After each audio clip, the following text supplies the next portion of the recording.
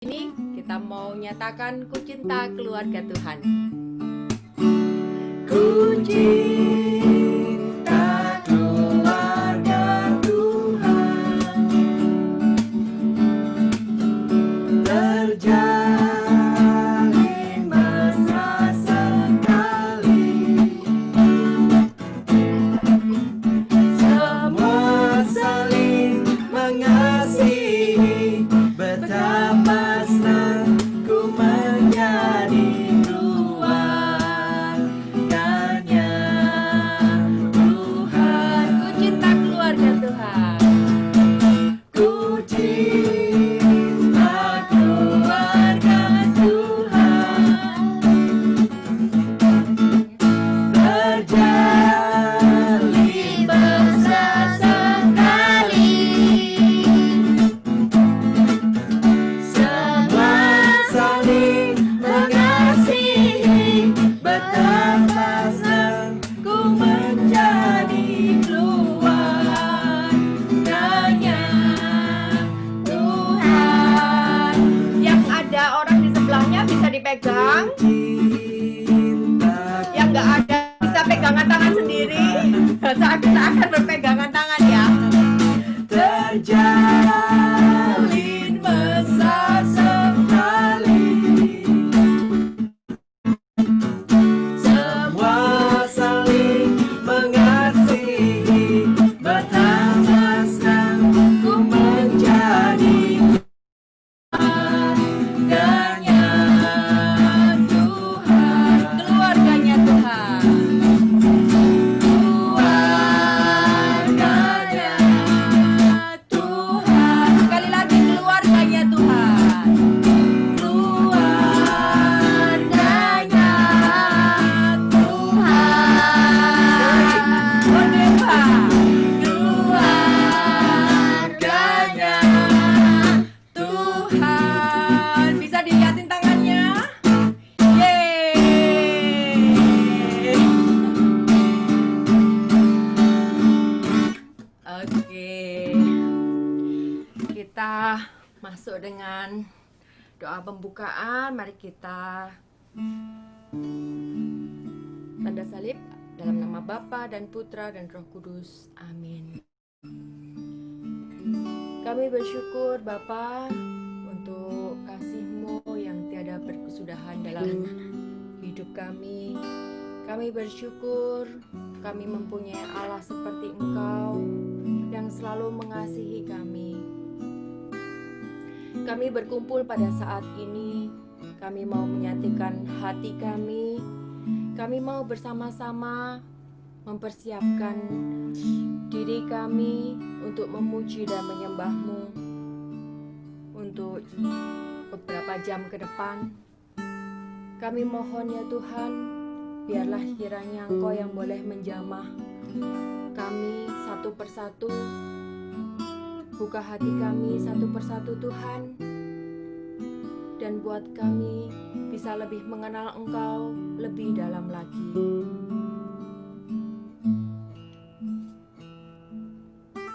Kami mau merenung sejenak apabila pada hari-hari yang lalu banyak sekali keluhan-keluhan atau segala kesalahan dan dosa yang kami lakukan yang membuat kami menjauh daripada-Mu Tuhan. Kami mohon ampun atas semuanya itu.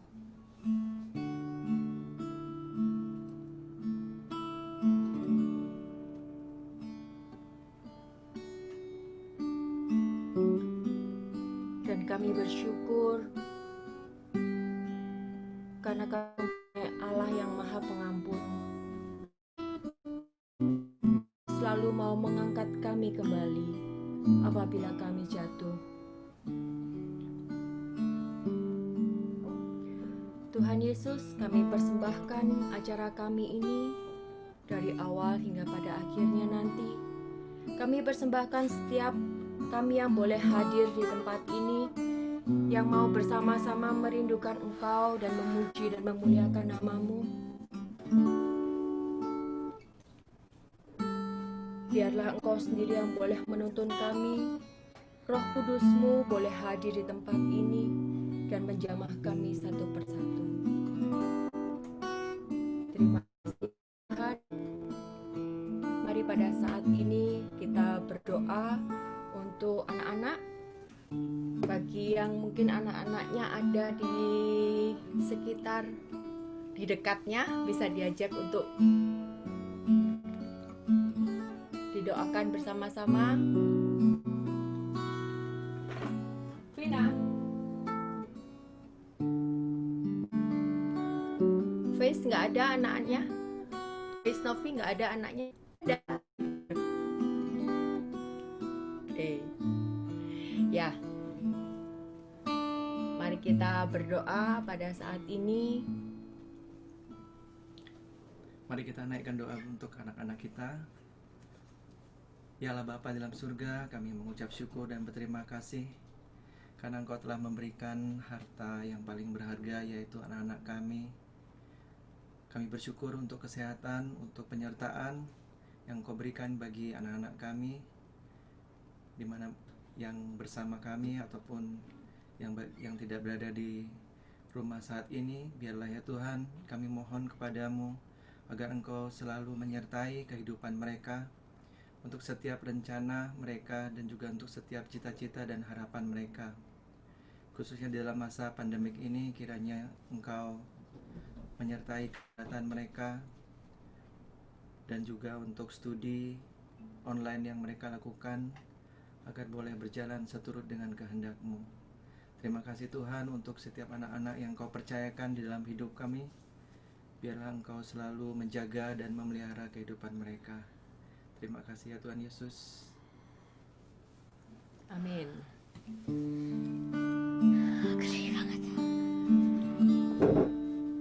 Mari kita mempersiapkan diri kita untuk lebih dalam lagi memuji dan memuliakan Tuhan. Kita menyadari bahwa kita memiliki Allah yang penuh kasih. Mari kita naikkan syukur kita kepadanya. Bapa, Engkau sungguh baik dalam hidup kami.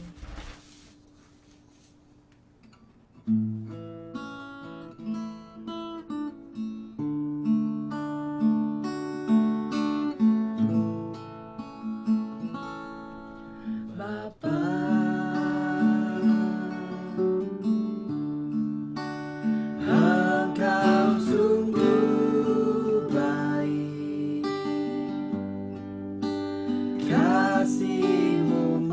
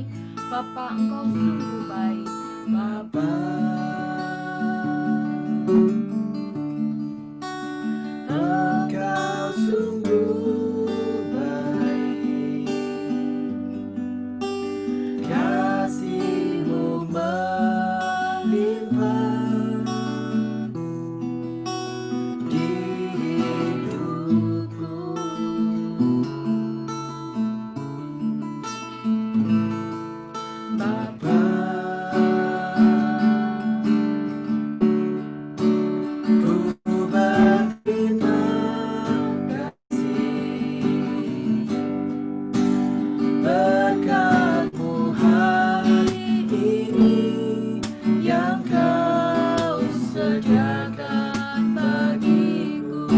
Mari kita naikkan syukur kita, kita angkat tangan kita untuk memuji Dia. Naikkan syukurmu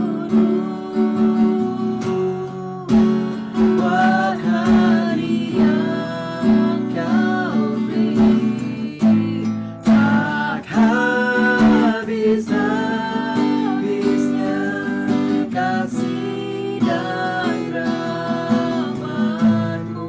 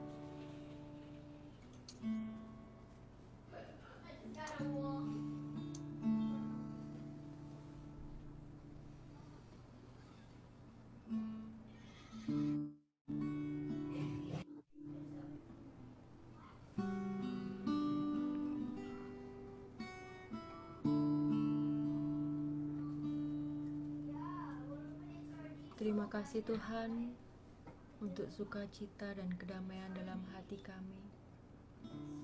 Terima kasih Engkau menjamah kami. Bagi teman-teman yang mungkin mendapatkan sabda pengetahuan, bisa menulis di kolom chat.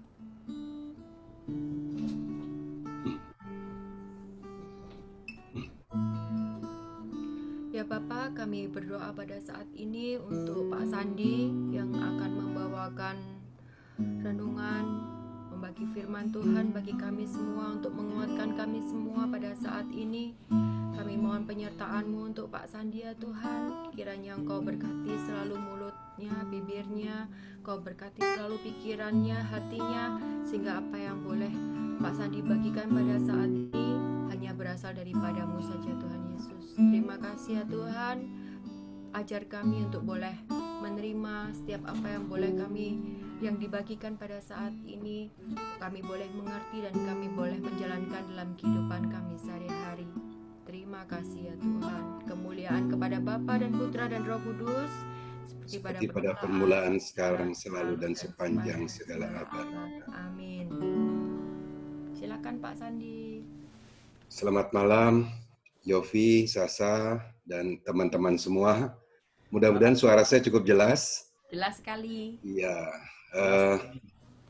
Akhirnya kerinduan saya untuk ke Bali terobati malam hari ini, walaupun ya secara virtual, karena sudah 6 bulan saya nggak ke Bali terkait dengan tentu pembatasan sosial. Baik, saya akan coba singkat, walaupun seringkali korupsi waktu gitu ya. Tapi saya sengaja kali ini saya buat materinya singkat saja. Tujuannya supaya kalau curi-curi waktu masih dalam batas yang diberikan oleh Sasa. Waktu yang diberikan. Oke. Saya akan share screen-nya dari materi saya ini. Mudah-mudahan bisa terlihat dengan baik, terutama yang menggunakan handphone. Jadi tema kita adalah harta keluarga. Karena ini memang nampaknya jarang ya kita ngomong soal harta. Karena kalau kita tahu harta itu, ini kita bisa lihat di slide berikutnya, harta itu adalah sesuatu yang mencerminkan kekayaan. Mungkin juga homili di gereja, kita jarang atau agak langka gitu ya mendengar homili tentang berbicara tentang kekayaan, tentang harta. Karena harta itu juga berarti milik seseorang atau milik sekelompok orang. Ya. Nah, mari kita coba lihat harta itu seperti apa sih gitu. Saya coba paparkan bahwa harta itu ada 2 kelompok gitu ya. Harta berwujud dan harta tak berwujud. Kita sudah tahu ini. Harta berwujud apa misalnya? Ya berupa benda, entah itu rumah, mobil dan seterusnya, perhiasan kalau yang wanita, atau mungkin juga masih berwujud yaitu keluarga, keturunan, anak, cucu, mantu, mertua dan seterusnya. Jadi wujudnya semua ada. Kemudian ada juga harta berwujud berupa uang, berupa entah itu uang tunai atau tabungan atau deposito, piutang, saham dan seterusnya. Nah, itu adalah harta-harta yang berwujud, yang bisa diukur. Walaupun keturunan ngukurnya agak susah gitu ya. Tetapi benda, mobil itu ada nilainya yang bisa diukur, bisa lebih terukur gitu. Nah, sedangkan ada juga harta yang pengukurannya lebih sulit lagi, yang kita sebut dengan harta tak berwujud. Misalnya apa? Nama baik. Wah, itu sebetulnya harta kita. Kalau nama kita baik di tetangga, di keluarga, di lingkungan kerja, di sekolah, di kampus, dan seterusnya di lingkungan gereja juga, itu adalah sebetulnya harta milik kita. Popularitas juga sama, itu juga merupakan harta tak berwujud. Makanya seringkali orang kemudian memburu atau mengejar popularitas itu, karena itu adalah juga berupa harta. Begitu juga mengenai pengetahuan, keahlian atau keterampilan, itu juga adalah harta-harta yang tak berwujud, tetapi sebetulnya kita memiliki harta itu. Dan harta yang seperti ini tuh sebetulnya aman karena nggak bisa dicuri orang. Orang nggak tahu tempatnya di mana gitu, ada di kepala kita, ada di hati kita dan seterusnya. Nah ini merupakan harta yang seringkali agak diabaikan orang, tetapi sebetulnya berharga. Harta yang tak berwujud ini, apalagi yang namanya kesehatan, kita tahu persis wabah pandemi berbicara soal kesehatan. Nah itu adalah harta-harta yang tak berwujud. Nah di bagian kanan itu saya ambilkan contoh saja harta berupa gitar. Itu gitar milik Jimi Hendrix Stratocaster ya. Harga gitarnya entahlah barangkali 10 juta, 20 juta rupiah. Tetapi kemudian pada tahun 68 dibeli oleh Allen itu senilai 26 miliar rupiah. Artinya harga gitar itu over value atau nilainya jauh lebih dari nilai sebenarnya. Itu karena ada popularitas, ada keahlian dari Jimi Hendrix memainkan gitar itu sehingga gitar itu harganya kemudian menjadi melonjak tinggi sekali.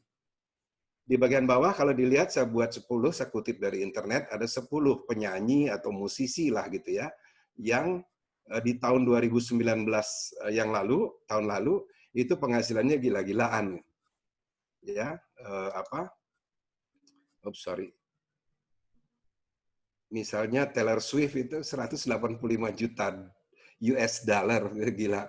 1 tahun penghasilannya sebesar itu gitu. Belum Ed Sheeran dan seterusnya yang lain. Nah, mereka bisa mendapat penghasilan sebesar itu ya, 185 juta dolar itu kira-kira berapa?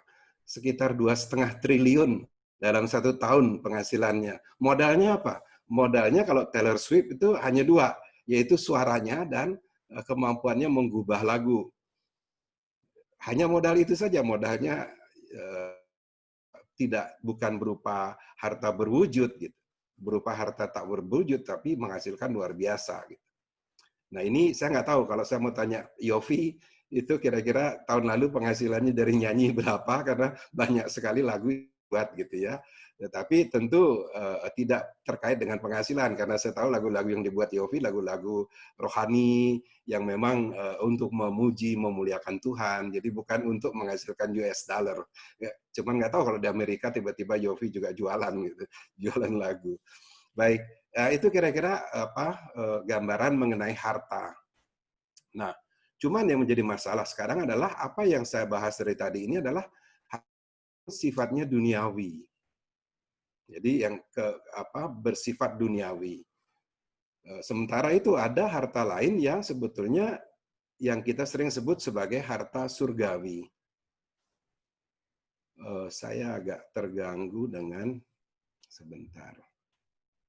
Karena ini ada tayangan yang saya harus minimize. Oke, baik.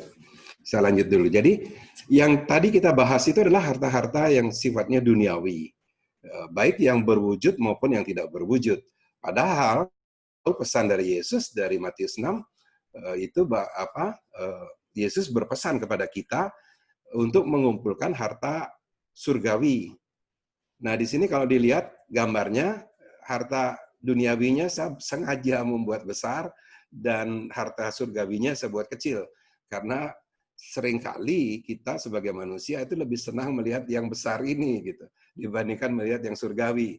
Apalagi kemudian yang harta surgawi ini tidak tadi yang kita lihat, rumah, mobil, ya, tabungan, deposito, termasuk yang pengetahuan, keahlian, keterampilan itu juga masih kita bisa lihat. Tetapi harta surgawi ini seperti apa gitu? Kita nggak bisa lihat karena pesan Yesus pun juga seperti ini. Saya coba bacakan. Janganlah kamu mengumpulkan harta di bumi ngengat dan karat merusaknya, dan pencuri membongkar serta mencurinya. Jadi itu harta yang di bumi itu nggak bisa karena itu akan habis gitu. Tetapi kumpulkanlah bagimu harta di surga. Di surga ngengat dan karat tidak merusakkannya, dan pencuri membongkar serta mencurinya. Karena di mana hartamu berada, di situ hatimu berada. Nah, ini kan bagaimana kita mengumpulkan harta di surga gitu. sementara kita masih ada di dunia ini gitu. Ini yang menyebabkan kemudian kita malah jadi ragu-ragu dengan harta surgawi ini. Seringkali juga kemudian orang berpikir, ya sudahlah, harta surgawi nanti sajalah gitu setelah saya meninggal dunia. Sementara sekarang gimana caranya mengumpulkan harta di surga? Nah, itu kira-kira apa yang terjadi sekarang ini.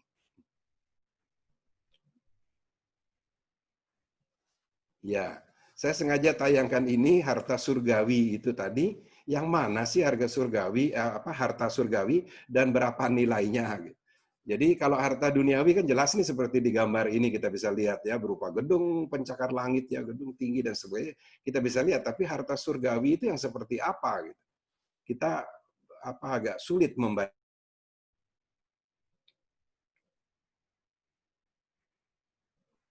Nah, mari sekarang kita lihat. Jadi sebetulnya kalau kita cermat atau kita teliti melihat kitab suci kita atau Injil kita, sebetulnya seperti yang gambar di kanan itu, sebetulnya harta surgawi itu oleh Yesus sudah dibawa ke dunia ini. Harta surgawi yang dari Yesus Kristus gitu, yang memang dibawa dari surga. Yaitu dikutip oleh Yohanes. Damai sejahtera kutinggalkan bagimu. Sejahteraku kuberikan kepadamu. Jadi damai sejahteranya Yesus Kristus itu diberikan kepada kita. Dan apa yang kuberikan tidak seperti yang diberikan oleh dunia kepadamu. Jadi bukan popularitas, bukan keahlian dan sebagainya, bukan rumah. Ya, Yesus tidak memberi kita rumah, tetapi Yesus memberi damai sejahtera. Nah, itu memang damai sejahtera itu yang diberikan kepada kita. Seperti di gambar itu kita lihat, ya, Yesus kemudian meminta kepada Bapaknya untuk Roh Kudus datang menggantikan Yesus datang ke dunia ini. Itu di tangan kirinya Yesus pegang bola dunia, lalu di tangan kanannya menuntun Roh Kudus untuk menggantikan Yesus mendampingi kita di dunia ini untuk memelihara yang namanya damai sejahtera itu. Roh Kudus yang diutus oleh Bapa dalam namaku, dialah yang akan mengajarkan segala sesuatu kepadamu dan akan mengingatkan kamu akan semua yang telah kukatakan kepadamu. Yohanes 14 ayat 26. Nah, jadi damai sejahtera itu adalah harta surgawi yang diberikan kepada kita semasih kita di dunia ini. Kemudian yang kedua, bahwa Roh Kudus atau Roh Allah itu ditugasi untuk mendampingi kita, untuk menjaga damai sejahtera itu tetap ada pada kita, tetap menjadi harta kita, harta dari keluarga kita juga tentunya. Nah, ini yang disampaikan oleh Yesus sendiri kepada kita dan ditulis di Injil Yohanes. Nah, yang menjadi pertanyaan sekarang, bagaimana itu mengajarkan, mengingatkan kepada kita itu seperti apa gitu. Nah, kita bersyukur Rasul Paulus itu telah menulis juga kepada suratnya di Galatia tentang bahwa seperti apa sih damai sejahtera itu bisa dicapai, yaitu dengan mendahulukan keinginan roh dibandingkan keinginan daging. Karena keinginan roh dan keinginan daging itu berlawanan, dan keduanya itu bertentangan. Sehingga setiap kali kita dituntut untuk melakukan apa yang sebetulnya kita tidak kehendaki. Sejahtera itu. Dan Yesus juga sudah mengatakan secara jelas mengenai hal itu. Kalau engkau mau mengikut aku, maka engkau harus menyangkal diri, memikul salib. Nah, menyangkal diri artinya bukan yang sebetulnya bukan yang kita kehendaki atau bukan kita inginkan untuk kita lakukan. Nah, kemudian tujuannya adalah pendampingan dari Roh Kudus itu tentu harus menghasilkan buah, yaitu buah roh, bukan buah daging. Saya tidak sebut buah dagingnya apa saja, yang saya ingin sebut adalah buah rohnya. Ya, sukacita, damai sejahtera, kesabaran, kemurahan, kebaikan, kesetiaan, kelemah lembutan, penguasaan diri, itu yang disebut oleh Rasul Paulus. Nah, saya emphasize adalah dan damai sejahtera. Itu sudah disebut oleh Rasul bahwa damai sejahtera itu memang akan kita dapat kalau kita bisa, artinya damai sejahtera itu akan menjadi buah dari kita atau buah dari roh itu kalau kita memang bisa menghasilkan kasih dalam hidup kita di dunia ini. Karena damai sejahtera ini adalah damai sejahtera yang ditinggalkan oleh Yesus di dunia ini, tidak dibawa kembali ke surga. Ya, kira-kira begitu. Jadi, damai sejahtera itu akan kita bisa peroleh, itu memang memang anugerah dari Yesus ditinggalkan untuk kita bisa peroleh kalau kita memiliki yang namanya kasih. Nah, seperti apa kasih yang harus kita punya gitu. Ya, tentu kasih yang berasal dari Kristus, dari Yesus Kristus adalah kasih yang memang kita butuhkan. Nah, ini saya kutipkan ayat-ayatnya beberapa. Ada banyak sebetulnya, tetapi mirip dan seterusnya, tapi saya kutipkan tiga ayat saja. Seperti Bapa telah mengasihi aku, demikianlah juga aku telah mengasihi kamu. Jadi saya garis bawahi, Yesus mengasihi kita. Tinggallah di dalam kasihku itu. Itu permintaan Yesus untuk kita. Jadi kita harus tinggal di dalam kasih-Nya supaya kita kemudian bisa memperoleh damai sejahtera yang dari Yesus itu. Jadi kita harus tinggal di dalam kasih-Nya Yesus. Kenapa? Karena Yesus mengasihi kita. Mengasihi dalam arti kata duniawi, bukan surgawi. Ini yang seringkali kita pikirkan kasih itu adalah nanti di surga gitu. Ya kalau nyampe ke surga, kalau nyangkutnya di api penyucian mungkin nggak menikmati. Saya rasa bukan demikian, tapi kasih yang dimaksud oleh Yesus ya di dunia ini, mulai di dunia ini gitu. Ya, ini gambarnya bagus sekali menurut saya. Jadi bagaimana Yesus meluapkan atau menggambarkan atau mengekspresikan kasih-Nya gitu. Dan diambil contohnya adalah gambar anak kecil, karena memang kita diminta untuk serupa seperti anak kecil gitu ya, untuk bisa menerima kasih Kristus itu dan bisa tinggal di dalam kasih Kristus itu. Kemudian yang berikutnya, jadi yang tadi adalah bahwa Yesus mengasihi kita, kemudian Yesus mengundang kita untuk tinggal di dalam kasih-Nya itu. Kemudian yang berikutnya, jikalau kamu menuruti perintahku, saya ulang, jikalau kamu menuruti perintahku, kamu akan tinggal di dalam kasihku. Jadi jelas sekarang. Tadi kita masih bingung, tinggal di dalam kasih Kristus itu caranya bagaimana? Nah ini sudah jelas di ayat berikutnya disebut. Jikalau kamu menuruti perintahku, maka kamu akan tinggal di dalam kasihku. Seperti aku menuruti perintah Bapakku, maka aku tinggal di dalam kasih-Nya. Jadi, untuk kita bisa tinggal di dalam kasih Kristus, ya kita menuruti apa perintah-perintah Kristus. Nah, apa perintahnya? Banyak, tetapi oleh Yohanes dirangkum menjadi satu. Inilah perintahku, yaitu supaya kamu saling mengasihi seperti aku telah mengasihi kamu.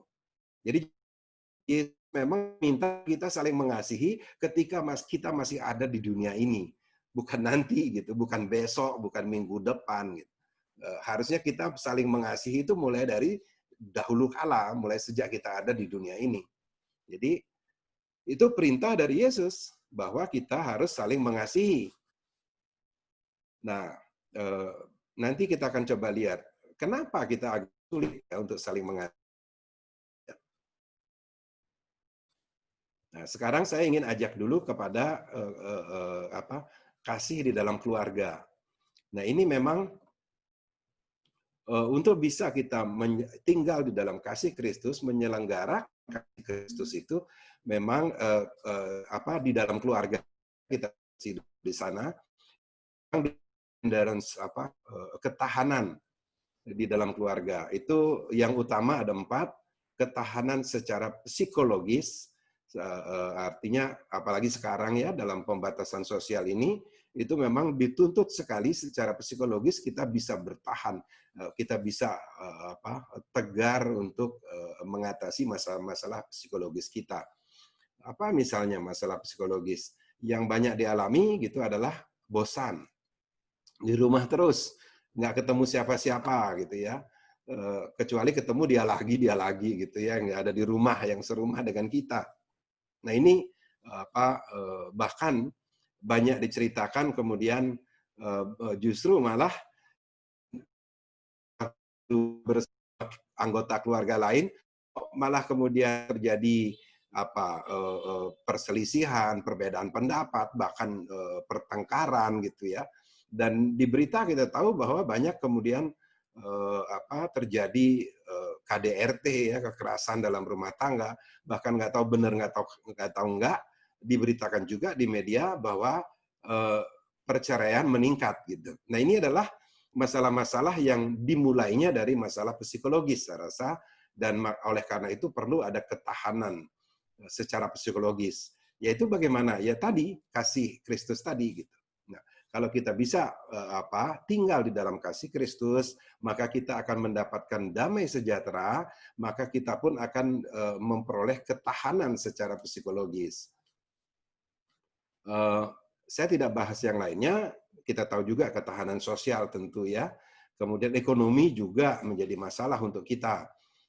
Apalagi kalau kebetulan kita jadi karyawan gitu ya, jadi tenaga kerja pegawai, kemudian anak ya, seterusnya. Nah, yang psikologis ini seperti apa? Bahwa kalau kita mengikuti arahan tadi dengan kasih, yaitu kasih Kristus, itu sebetulnya banyak sekali secara psikologis kita akan terbantu.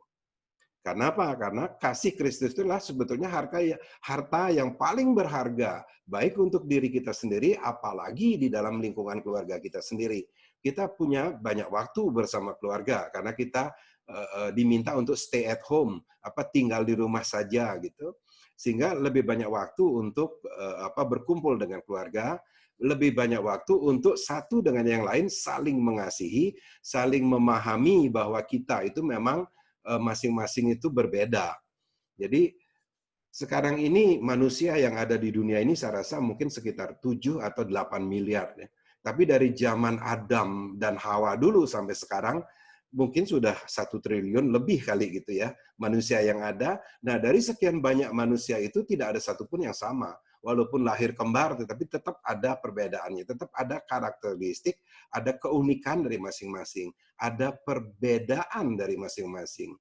Saya dengan Erna misalnya contohnya, ya walaupun kami sudah lumayan lama gitu ya, sampai sudah punya 4 anak gitu, tapi ya tetap masing-masing itu dengan perbedaan sendiri-sendiri gitu. Jadi bukannya kemudian saya maksa Erna supaya berubah menjadi sama dengan saya, atau Erna nuntut saya supaya berambut panjang gitu ya, pakai rok gitu kan, tentu tidak. Gitu. Nah, bagaimana kemudian kita bisa saling memahami bahwa kita dengan anggota keluarga kita yang lain itu berbeda, tetapi bukan berarti kita tidak bisa saling mengasihi. Nah, wujud kasihnya itu kan bukan lip sync gitu ya. Artinya boleh saja kita setiap ketemu gitu, I love you, aku sayang kamu, hai, cinta gitu dan seterusnya. Boleh-boleh saja karena itu juga gimmick gitu ya. Boleh. Tetapi sebetulnya tinggal di rumah atau pembatasan sosial ini memberi kesempatan kepada kita secara jauh lebih luas karena kita punya waktu yang lebih banyak bersama di dalam keluarga, maka sebetulnya itu kita manfaatkan. Justru ini momentumnya untuk kita manfaatkan bagaimana kemudian kita bisa saling mengasihi tadi. Contoh misalnya, beberapa waktu yang lalu gitu ya, saya lagi di kamar, kemudian saya dengar anak saya turun dari lantai 2, mereka anak-anak di atas di lantai 2, lalu turun kemudian nanya ke mamahnya, "Mah, papa mana mah?" gitu. Karena saya masih di kamar. Aneh juga, pagi saya masih di kamar. Barangkali itu yang mereka pikirkan, saya nggak tahu. Tetapi yang jelas, saya mendengar anak saya bertanya kepada ibunya, "Papa mana mah?" Gitu. Itu sesuatu banget loh untuk saya. Karena apa? Karena itu adalah perhatian.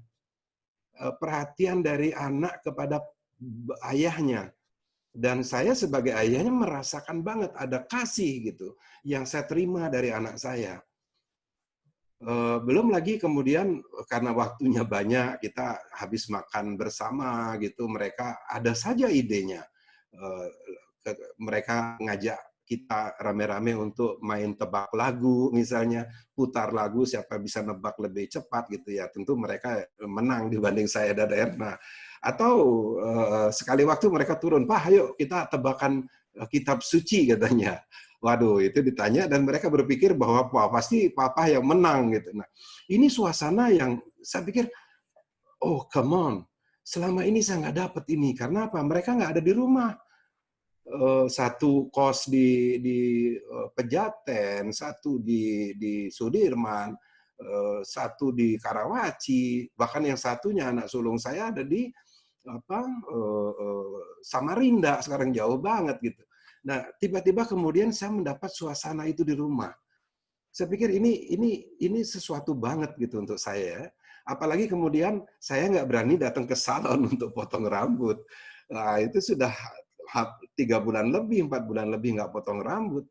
Nah, kemudian anak saya Intan itu kemudian ya tanpa berbekal, nggak pernah kursus kecantikan atau potong rambut, itu kemudian sudah main ambil gunting sama sisir, kemudian potong seperti yang terjadi sekarang ini sudah 2 kali Intan memangkas rambut saya gitu. Nah ini saya pikir dulu saya nggak dapat gitu. Jadi begitu rambut agak panjang, "Mah, ayo kita ke salon," gitu. Jadi dan seterusnya ya. Jadi saya bisa cerita banyak banget gitu bahwa saya sangat merasa bahagia dengan adanya pandemi ini karena saya bisa bekerja dari rumah, saya bisa berkumpul kapan saja siang malam dengan keluarga, dengan istri dan anak-anak, walaupun minus one, kurang satu, tetapi kemudian saya bisa merasakan kasih yang mereka berikan kepada saya. Saya nggak tahu apakah mereka juga merasakan yang sama, tapi saya percaya kami saling mengasihi. Dan bentuknya apa ya? Bentuknya seperti tadi itu, perhatian gitu ya, mindfulness, bahwa kita makhluk sosial yang memang senang mendapat perhatian, apalagi perhatian dari orang-orang yang mengasihi kita. Ini sesuatu banget. Nah, ya mudah-mudahan sharing saya ini bisa bisa memberi gambaran bahwa saya pikir keluarga Katolik harusnya terjadi seperti itu. Saya tidak mengatakan bahwa keluarga saya tuh oke-oke gitu ya, baik-baik saja, tidak juga. Kami juga berbeda satu dengan yang lainnya. Saya punya anak empat-empatnya itu beda gitu, sifatnya, karakternya, hobinya gitu. Bahkan bedanya satu suka makanan A, satu suka makanan B, sehingga mamahnya bingung gitu nyiapin makanannya mana. Yang satu suka ada kecapnya, yang satu nggak suka kecap gitu misalnya. Nah ini hal-hal yang ya terjadi gitu. Tetapi kita tidak berangkat dalam berkomunikasi itu tidak berangkat dari perbedaan. Kita justru saling memahami bahwa anggota keluarga yang lain itu berbeda dengan saya. Nah, lalu bagaimana kemudian kita saling memberi perhatian satu dengan yang lain. Itulah tandanya kita saling mengasihi. Saya rasa demikian yang dapat saya sharingkan pada malam hari ini. Mudah-mudahan menggugah, terutama untuk keluarga-keluarga yang masih barangkali masih ngerasa rumah itu adalah penjara gitu karena nggak boleh keluar rumah. Sementara hari Senin baikan dengan anggota yang lain, hari Selasa bertengkar, hari Rabu baikan, hari Kamis bertengkar lagi, ya. Terutama ibu itu, mari sekarang kita mulai menghadirkan kasih Kristus dalam keluarga kita. Yang masih anak-anak atau OMK, barangkali inilah saatnya besok pagi-pagi, minggu pagi, mulai gunakan perhatian, mindfulness tadi.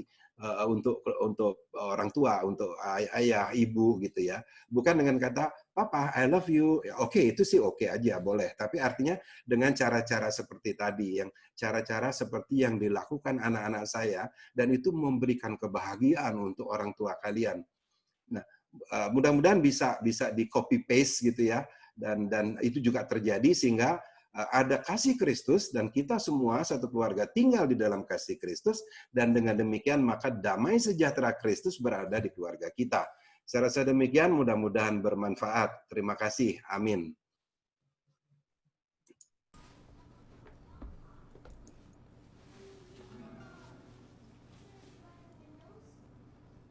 Ya, makasih Pak Sandi. Mari kita berikan tepuk tangan buat Pak Sandi. Makasih Pak Sandi. Makasih kasih. sharingnya, mengingatkan kita semua bahwa kita dalam keluarga kita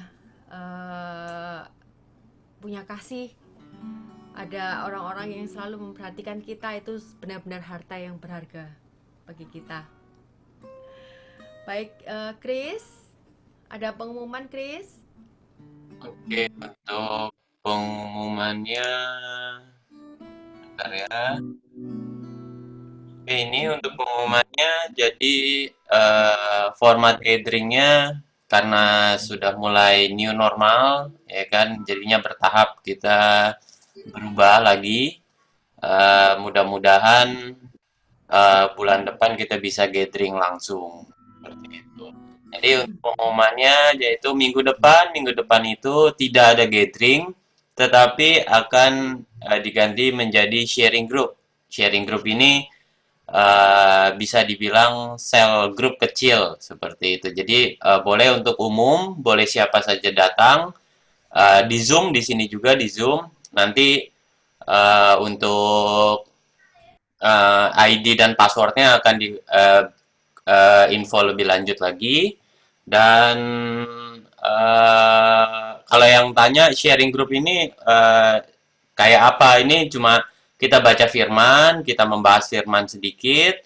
Setelah itu dari firman itu apa yang kita bisa ambil di dalam kehidupan kita, seperti itu. Nanti ada beberapa pertanyaan yang akan dijawab satu-satu oleh peserta sharing group.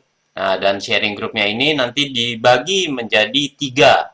Jadinya untuk yang bapak-bapak sendiri, ibu-ibu sendiri, dan anak muda itu sendiri, gitu. Jadinya nanti akan diatur sharing-sharingnya, dan setiap sharing group akan ada ketua sharing grupnya sendiri yang akan nanti memberikan pertanyaannya, seperti itu. Jadi boleh siapapun boleh ikut untuk sharing group minggu depan, seperti itu. Terus untuk gatheringnya lagi, kita akan bertemu lagi 2 minggu lagi tanggal 18 hari Sabtu di jam yang sama juga. Tentunya dengan pembicara yang berbeda lagi, tidak Pak Sandi lagi, Pak Sandi. Oke, terus untuk yang pengumuman ketiga, jika ada yang mau memberikan sumbangan kasih untuk pembangunan Gua Maria Ratu Surga Plage yang ada di Plage, itu bisa disalurkan melalui rekening yang sudah tertera, atau bisa di chat komentar bertanya mau dikirim kemana, itu bisa langsung ke saya aja di akun DOJCC Bali, seperti itu. Pengumumannya itu aja. Jadi terima kasih untuk Pak Sandi sekali lagi untuk waktunya. Sayang Ibu Erna tidak bisa mendampingi. Kalau ada Ibu Erna lebih seru ya. Apa tidak? Iya. Lebih seru ya. Ya, mungkin dari saya ada ini, jadi kalau barangkali ada yang berminat untuk menduplikasi materi tadi, nanti akan saya kirim ke Yofi atau Sasa. Jadi silahkan saja diduplikasi, nggak usah minta izin, kalau memang ada keinginan untuk Bapak untuk supaya lebih banyak orang yang kemudian lebih dimudahkan untuk memperoleh kasih Kristus itu. Buat. Silakan nanti saya kirim ke Yofi atau Sasa. Jadi nanti untuk Zoom-nya ini juga nanti akan di-upload di YouTube, tapi 2 atau 3 hari lagi akan di-upload. Jadinya untuk yang mau flashback lagi, melihat lagi, untuk mempelajari lagi apa yang disampaikan Pak Sandi, itu nanti bisa di account di DOJCC Bali, seperti itu aja. Langsung di-search saja DOJCC Bali, nanti di situ ada. Itu kemungkinan biasanya 2 atau 3 hari lagi, seperti itu. Terus apa lagi ya? Udah dari saya itu aja. Terima kasih untuk Pak Sandi, untuk Cesasa, Koyofi yang sudah bertugas pada malam hari ini, dan tentunya untuk kita semua yang di sini yang sudah berkenan meluangkan waktu semua malam Minggu, ya kan? Malam Minggu harusnya keluar tapi tidak keluar. Ya, kita berkumpul bersama di sini, nggak boleh keluar ya juga ya. Jadi berkumpul aja di sini minggu depan lagi bersama-sama, nanti bakal diinfo lebih lanjut. Oke, saya kembalikan kepada Cesasa. Tuhan memberkati selalu. Baik, kita akan tutup pertemuan kita. Kita akan berdoa syafaat. Saya akan minta beberapa teman untuk berdoa. Yang pertama, Face Novi, nanti untuk berdoa syafaat ya. Oke, Face Novi. Kemudian yang kedua saya minta Rati. Yang ketiga saya minta siapa ya? Jangan menghilang semua ya. Christian Aditya. Yang ketiga, ya yang pertama Vice Novi, yang kedua Rate, yang ketiga Christian Aditya. Oke, itu aja. Tapi mana ya? Rate ada. Oh, di pojok sendiri. Oke, saya akan mulai ya. Mari kita satukan hati, kita mau berdoa syafaat pada malam hari ini. Tuhan Yesus, terima kasih berkat-Mu boleh melimpah atas kami dan juga melalui Pak Sandi, kami kembali diingatkan bahwa kami mempunyai harta yang berharga dalam hidup kami masing-masing, yaitu kasih dari keluarga kami. Kami bersyukur untuk itu semua Tuhan, dan di masa-masa seperti ini kami lebih merasakan lagi kasih dari keluarga kami.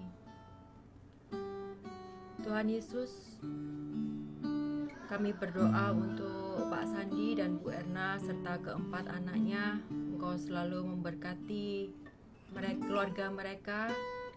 Engkau memberkati setiap karya dan pelayanan yang Pak Sandi dan Bu Erna lakukan, dan juga setiap karya-karya yang anak-anaknya lakukan ya Tuhan, sehingga mereka boleh menjadi berkat pula untuk sesamanya. Kami mohon, kabulkanlah doa kami ya Tuhan. Ya Tuhan, Bapa yang Maha Baik, Tuhan kami Yesus Kristus, kami juga mengucap syukur kepadamu Bapa, karena Engkau berikan kami komunitas-komunitas yang penuh dengan kasih-Mu. Terlebih pada malam hari ini kami boleh berkumpul mendengarkan firman-Mu. Meski di pandemi ini Bapa, Engkau tetap kuatkan kami dengan firman-Mu. Kiranya komunitas ini boleh menjadi saluran berkat bagi banyak orang, dan kiranya firman yang Engkau taburkan pada malam hari ini tidak terbuang sia-sia Bapa. Izinkan kami boleh menjadi pribadi-pribadi yang mempunyai ketahanan psikologis, sosial, ekonomi, dan terlebih-lebih spiritual. Seperti yang Kau ajarkan melalui hamba-Mu Bapak Sandi, kiranya kami sungguh boleh mempunyai spiritualitas yang teguh, yang dapat menguatkan tidak hanya diri kami, keluarga kami, tetapi juga sesama kami. Kuatkan kami Bapa dengan Roh Kudus-Mu yang tidak pernah meninggalkan kami. Marilah kita mohon. Kabulkanlah. Doa kami ya Tuhan. Allah Bapa yang Maha Baik, kami juga berdoa untuk setiap anggota komunitas kami dan setiap anggota keluarga kami juga, yang mungkin saat ini berada di dekat kami maupun yang jauh. Bapa, kiranya boleh Engkau curahkan selalu Roh Kudus di dalam kehidupan kami semua. Kiranya boleh buah-buah Roh Kudus-Mu selalu tercurah bagi kami, sehingga damai sejahtera, kasih, boleh selalu ada di dalam keluarga kami, sehingga dalam melewati masa pandemi ini, kami bisa saling menguatkan, saling menghibur, dan saling membantu satu sama lain. Kami mohon, kabulkanlah doa kami ya Tuhan. Bapa, di dalam nama Yesus kami berdoa. Kami mohon berkat-Mu untuk tiap-tiap kami yang hadir dalam gathering malam hari ini, agar kami dapat meresapi setiap sabda-Mu yang telah kami terima pada hari ini. Dan kami boleh diingatkan agar karya kasih yang pertama kami lakukan di dalam keluarga kami, dalam keluarga kecil kami, keluarga besar kami, kepada mertua, dan juga kepada saudara sanak famili yang lainnya. Ya Bapa, bantulah kami agar kami dapat menjadikan keluarga kami sebagai gereja-Mu, dan teladan keluarga Kudus Nazaret dapat terpancar dari hidup keluarga kami. Bantulah kami ya Bapa, agar karya ini kemudian bisa keluar untuk menjadi pancaran sinar-Mu, terang dan garam-Mu bagi lingkungan, masyarakat, gereja, nusa, dan bangsa. Hadirkanlah kami ya Bapa sebagai perpanjangan tangan-Mu, mitra kerja-Mu di dunia, dimulai dari keluarga kami yang kami cintai. Dalam nama Yesus Putramu kami berdoa dan kami memohon. Kabulkanlah doa kami ya Tuhan. Ya Tuhan, kami juga berdoa untuk orang tua kami masing-masing. Biarlah kiranya Engkau selalu memberikan mereka kesehatan, terlebih di masa-masa ini Engkau selalu menjaga kesehatan mereka. Engkau memberikan sukacita dan damai sejahtera untuk mereka semua.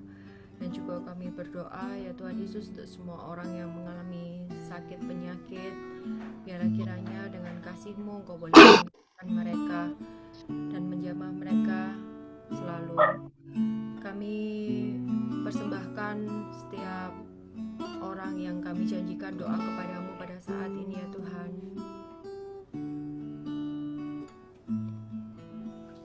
Kami mohon Kabulkanlah doa kami ya Tuhan. Mari kita satukan setiap doa dan permohonan kita ini dengan doa yang diajarkan oleh Bapa sendiri. Bapa kami yang ada di surga, dimuliakanlah namamu, datanglah kerajaan-Mu, jadilah kehendak-Mu di atas bumi seperti di dalam surga. Berilah kami rezeki pada hari ini, dan ampunilah kesalahan kami, seperti kami pun mengampuni yang bersalah kepada kami.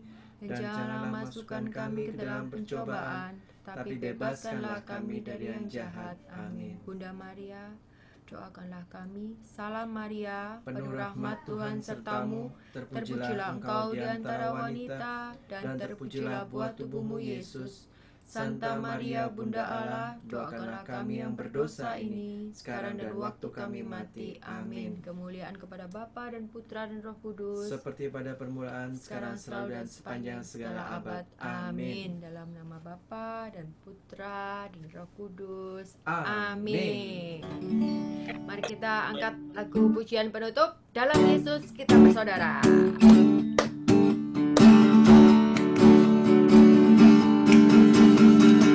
Dalam Yesus kita bersaudara. Dalam Yesus kita bersaudara. Dalam Yesus kita bersaudara, sekarang dan selamanya. Dalam Yesus kita bersaudara. Dalam Yesus kita bersaudara. Dalam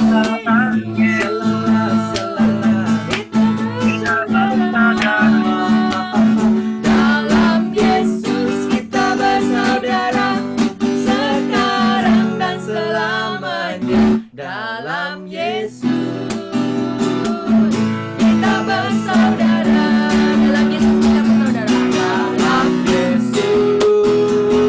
Ada cinta kasih. Ada cinta kasih. dalam Yesus Ada cinta kasih. ada cinta kasih. Dalam Yesus ada cinta kasih, sekarang dan selamanya. Dalam Yesus ada cinta kasih. Dalam Yesus ada cinta kasih. Dalam Yesus ada cinta kasih. Dalam Yesus ada cinta kasih, sekarang dan selamanya. Dalam Yesus ada cinta kasih. Dalam Yesus ada cinta kasih. Wow, wow, Yeay, puji Tuhan. Ada yang baru gabung nih, Bernard. Boleh di-unmute semuanya, karena dari sini saya tidak bisa. Boleh di-unmute satu-satu semuanya. Makasih ya Feice, makasih Rate, makasih Christian. sudah Ya, membantu sama-sama, Syafat. Cik Sasha, Ko Yofi. Terima kasih semuanya. Makasih semuanya yang sudah Sandi, bergabung. Pak makasih. Sandi, makasih. Ya, terima kasih. Sama-sama. Itu babynya Christian, lihat dong. Ya, Babynya berapa bulan? Christian tunjukin dong babynya. Cucu saya itu. Berapa bulan tuh? Aduh. 40 hari. 40 hari. Oh. Itu saksi nikahnya kan? Saksi nikahnya Pak Sandi dan Bu Erna. Iya. Sorry ya, belum sempat ke sana, Bro Christian. Gak apa-apa, Belum CP-nya. memungkinkan. Ini ada Bernardus. CP. Baru gabung ya Bernardus. Hai Bernard. Halo, halo. Bernardus ini yang buat ini nih. Salah. Yang buat i-Katolik. Tuh. Salah John kok. Salah jam. Wala. Wita. Ntar diulang, Pak Sandi bisa diulang ya? Iya. Pak Sandi harus ngulang lagi nih. Nah, nanti di play di YouTube aja. Oh iya iya. Wala. Bernard lagi di mana tuh? Di kamar. Itu kamarnya virtual ya? Iyalah. Sama kayak Ko Yofi kan? Itu Bernard lama nggak potong rambut ya? Iya udah. Rambutnya panjang. Waktunya dipotongin istri nih sama Ko Yofi. Itu Bernard nggak serem tuh Surabaya, Jawa Timur peningkatannya cukup tinggi. Nggak keluar Pak saya Pak. Di rumah terus ya. Terus. Serem. Jalanan rame. Oh, di kota Mall-mall juga Surabayanya buka ya? ramai. Mau buka mau. Jalanan rame. Orang-orang pada pakai masker sih. Cuma maskernya disangkutin di dagu. Ya ada. Iya, terus nggak denger sanksi apa-apa aku di Surabaya sini kalau melanggar. Serem. Kalau Christian gimana? Masih keluar-keluar? Gimana? Oh, enggak, Ko Yofi. Stay at home. Stay at home. Christian makin gemuk ya. Kayak semua tersindir deh Ko Yofi. Kenapa? Pak Sandi itu juga makin gemuk ya. Kalau Iya. gemukan itu tersindir semua loh. Oh iya. Sama kan kami cabinya, papanya, bundanya, ini anaknya juga gemuk. Iya, gembul tuh pipinya.